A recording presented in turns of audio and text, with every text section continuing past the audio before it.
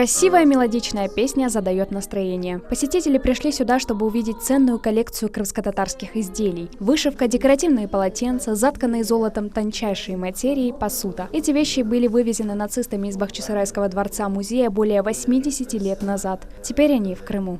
Я очень впечатлена, очень понравилось. Хочу тоже пойти учиться на эту вышивку. У меня тоже родители были депортированы.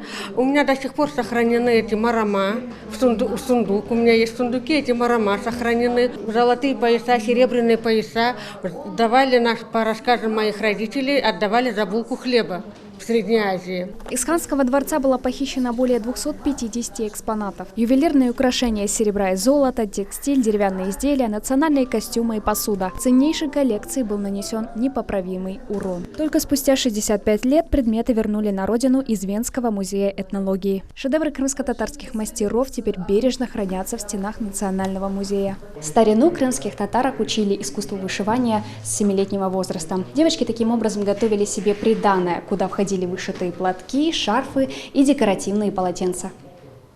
В этом зале представлены металлические изделия и посуда, экспонаты 18-20 веков. Это выставка в Симферополе, совместный проект с Бахчисарайским музеем. Экспонаты привезли из Бахчисарайского музейного фонда. Во второй выставочной комнате представлены восточные железные предметы, изготовлены разными способами – филигрань, чеканка и другие техники. Это очень интересно. В общем, здесь представлено около 150 экспонатов. Выставку можно будет посетить в течение года. Акиме Седайметова, Максим Голубев, телеканал Милет.